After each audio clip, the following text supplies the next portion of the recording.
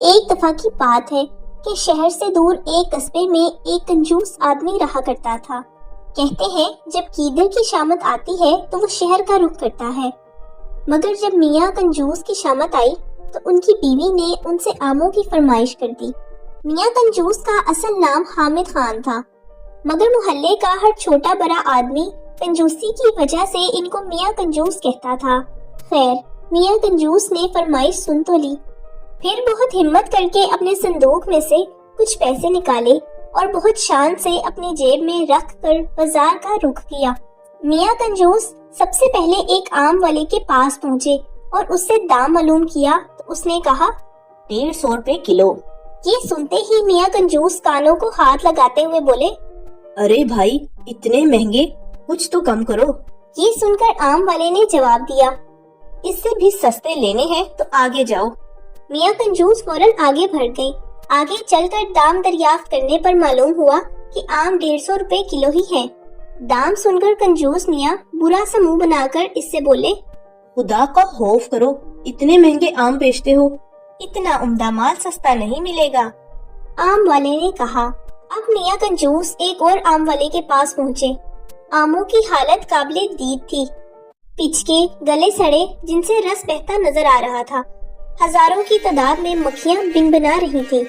میاں کنجوس نے پوچھا، بھائی آم کیا کلو دیے ہیں؟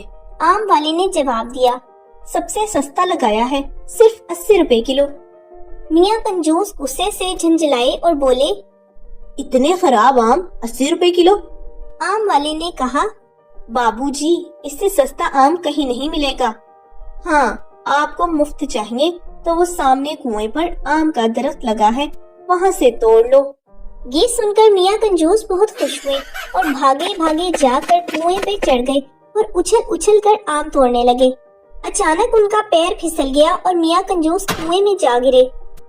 وہ تو خیر ہوئی کہ کنواں خشک تھا، مگر میاں کنجوس گرتے ہی اٹھ کھڑے ہوئے اور کپڑے جھاڑ کر کنویں میں پڑے ہوئے آم اٹھا کر جھولی میں بھرنے لگے۔ مگر جب اوپر نظر اٹھائی تو بہت پریشان ہوئے کہ اب کنویں سے کیسے نکلا جائے۔ یہ خیال آتے ہی میاں کنجوس چیخنے لگے، بچاؤ بچاؤ، کوئی میری مدد کرو۔ اسی وقت ادھر سے ایک گھوڑا گاڑی والا گزرا۔ اس نے جب یہ آوازیں سنی اور میاں کنجوس کو کنویں میں دیکھا تو اسے رحم آ گیا اور اس نے اپنی گھوڑا گاڑی کا رسہ نکالا اور کنویں کے اندر لٹکا کر اوپر سے مضبوطی سے پکڑ لیا اور کہا، جناب یہ رسہ پکڑ کر آ جائیں۔ میاں کنجوس نے ایسا ہی کیا، مگر ابھی ذرا سا ہی چڑھے تھے کہ گھوڑا گاڑی والا ان کا وزن نہ سہ سکا اور دھرام سے کنویں میں آن گرا اور میاں کنجوس دوبارہ کنویں میں پریشان ہو کر چلانے لگے۔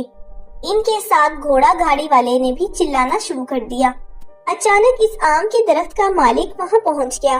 اس نے دیکھا اور حیران ہو کر پوچھا، تم دونوں یہاں کیا کر رہے ہو؟ تب میاں کنجوس نے تمام بات اس آموں کے مالک کو بتائی۔ مالک نے کہا، اگر آپ مجھے 200 روپے دیں تو میں آپ کو نکال دوں گا۔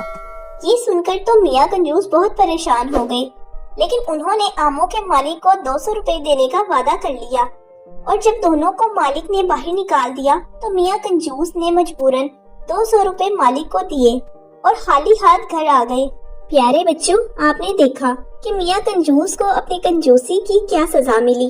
نہ تو وہ آم خرید سکے اور ان کے پیسے بھی چلے گئے۔ اس لیے ہمیں کنجوسی نہیں کرنی چاہیے۔